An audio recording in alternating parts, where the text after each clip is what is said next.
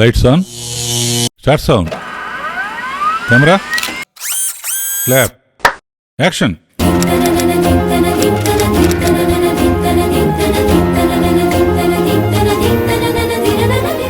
ఓం నమో వెంకటేశాయ. Welcome to KRR class room.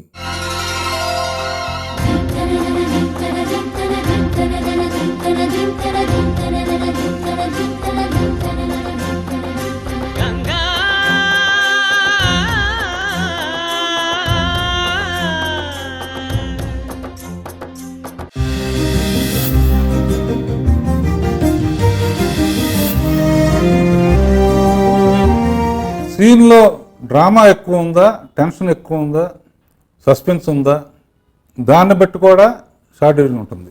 ఎగ్జాంపుల్కి ఒక చిన్న సీన్ పేపర్ ఇస్తాం, చిన్న బ్రేక్ తీసుకుని అది అనుకుని వస్తే దాన్ని నేను క్లియర్గా ఎక్స్ప్లెయిన్ చేస్తాను.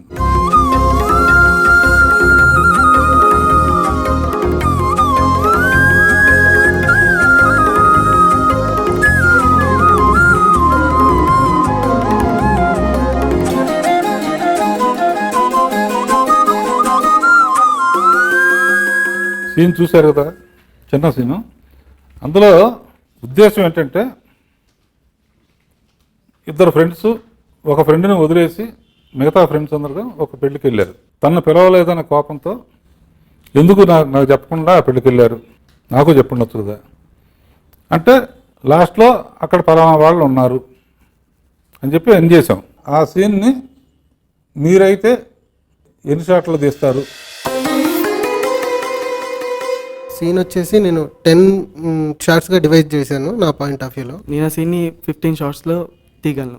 మీరు ఇచ్చిన స్క్రిప్ట్ని నేను ఒక 10 to 15 షార్ట్స్లో తీయగలను. నేను 46 షార్ట్స్ కూడా దాన్ని డివైడ్ చేసుకున్నాను సార్. లాంగ్ షాట్లో తీయాలంటే 5 నుంచి 10 షార్ట్స్ తీస్తాను. అదే క్లోజప్లు ఎక్కువ పెట్టుకోవాలనుకుంటే 10 నుంచి 15 షార్ట్స్ పెడతాను. మీరు ఇచ్చిన అసైన్మెంట్ స్క్రిప్ట్ నేను 15 షార్ట్స్లో డివైడ్ చేశాను సార్. 9 షార్ట్స్లో డివైడ్ చేశానండి. దాంట్లో ఫస్ట్ పార్ట్ వచ్చేసి ఓన్లీ 2 సజెషన్స్ అసలు. ఒకటి అమ్మాయి లోపల ఉంటుంది, లోపల సర్దుతూ ఉంటుంది, అమ్మాయి సడన్గా వచ్చేస్తుంది, రూమ్లోకి వచ్చి అడుగుతుంది, ఆమె పని చేసుకుంటూ ఉంటుంది లోపల. అది 2 సజెషన్ షార్ట్స్లో అయిపోతుంది. జస్ట్ స్టార్టింగ్ కన్వర్జేషన్ అంతా. ఏంటి స్వప్నని అడిగితే తెలిసింది అది థర్డ్ షాట్ ఆమె బయటకు వస్తుంది. షాక్ ఏం అప్పుడు తను ఫోర్త్ ఆమెకి క్లోజప్, 4th షాట్ ఏం చెప్పింది స్వప్న అని. 5th షాట్ సజెషన్లో ఈ గౌరీ సజెషన్లో కౌముది సజెషన్లో మన 5th షాట్ గౌరీ చెప్తుంది పద్మజ ఇంటికి వెళ్ళారంట కదా అని. ఆమె అప్పుడు కౌముది 4th వెనక్కి తిరిగి కింద చూస్తూ ఉంటుంది. అదే అక్కడికి నువ్వు వస్తే అని అంటుంది. ఆమె 6th క్లోజప్ మనం గౌరీకి పెట్టి వస్తే అని షాక్లో ఇస్తుంది. మన 7th మనం కౌముదికి ఆమె వైపు నుంచి వెనక షార్ట్ పైన సజెషన్ పెట్టి ఆమె గౌరీ కనబడేటట్టు అక్కడ సారీ నేను పిల్లలేదు వదిలే అని అంటుంది.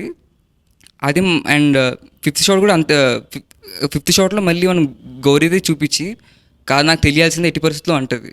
అది మళ్ళీ మన 7th షాట్లోనే అక్కడికి సాకేత్ వచ్చాడు అనేసరికి షాక్ అవుతుంది, మనకి గౌరీకి షాక్ వేస్తాం. అది 8th ఆమె కౌముది తిరుగుతుంది ఇటు.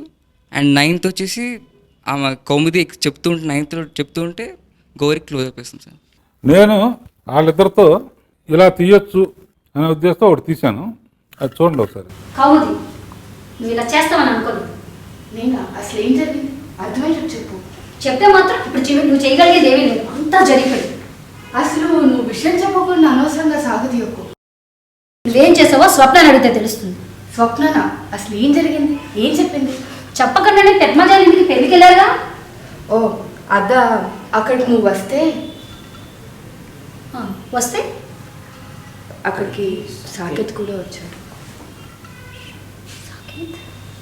ఎక్సెప్ట్ ఎండ్ సాకేత్ ఉన్నాడు అందునే పిలవలేదు అంటాం తప్ప it is matter of fact. యాక్చువల్గా అయితే ఫస్ట్లో అమ్మాయి కౌముది నువ్వు ఇలా చేయటం బాగాలేదంటే ఎదురు బదులు నుంచి మాట్లాడుకోవచ్చు. ఇట్లా ఎందుకు మూవ్ అవుతాను? మూవ్ అవటానికి ఆ అమ్మాయికి ఈ అమ్మాయి ఫేస్ చూడటం నాకు చెప్పండి వెళ్ళాను కోపంతో అది మూవ్ అయింది. అది ఏమన్నావు చెప్పకుండా చెప్తే ఎలా అంటే ఆ అమ్మాయిని ఓవర్లాప్ చేసి ఏమన్నావో ఎందుకు చేసావు స్వప్న అడుగు తెలుస్తుందంటే సేమ్ షాట్లో మళ్ళీ బయటకు వచ్చి స్వప్న అవును, మా ఇద్దరికి చెప్పకుండా పెళ్ళికి వెళ్ళారు కదా.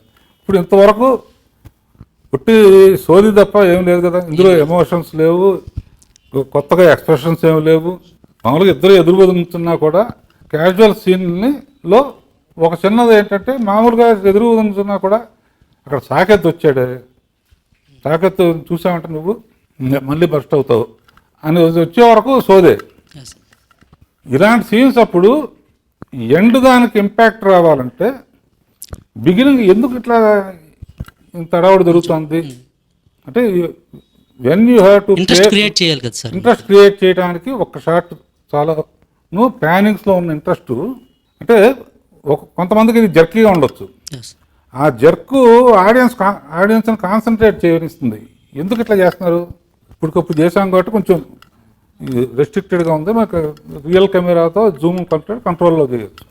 లాస్ట్ దానికి ఇంపాక్ట్ ఇవ్వాలంటే ఈ బిగినింగ్ నుంచి కాన్సన్ట్రేషన్ ఆడియన్స్ తీరిగ్గా నువ్వు ఇలా చేస్తావు అనుకోలేదు అంటే ఆ అమ్మాయి క్లోజప్ వేసి దేని గురించి నువ్వు మాట్లాడేది అంటే ఏం తెలియనట్టు మాట్లాడబాకు, ఇప్పుడు జరగాల్సింది జరిగిపోయింది అని అమ్మాయి క్లోజ్ చేసి తర్వాత ఇద్దరు ఎదురు మాట్లాడి అల్టిమేట్గా లాస్ట్లో ఏం చేస్తారు మీరు?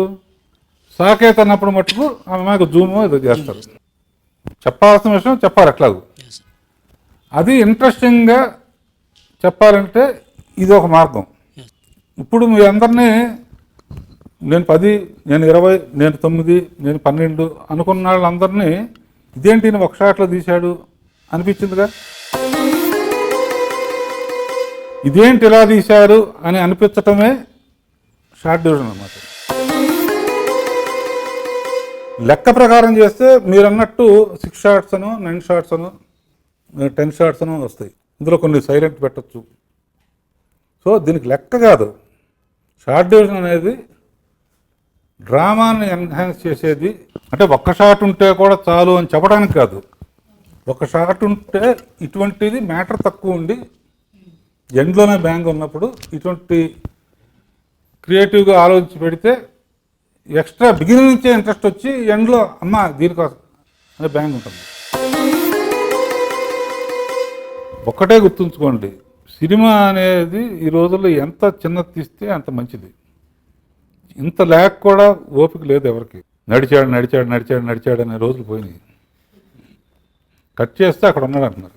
ఇందులో అడ్వాంటేజ్ ఏంటంటే సరిగ్గా ఆర్టిస్టుల ప్రాబ్లం ఉన్నా టైం సేవ్ చేయాలన్నా ఈ మ్యాజిక్తో కూడా నీ క్రియేటివిటీకి పదును పెడితే డ్రామా పెరుగుతుంది, ఇంట్రెస్ట్ పెరుగుతుంది అన్నమాట. ఇన్ని షాట్లే తీయాలనే సిద్ధాంతం మట్టుకు లేదు.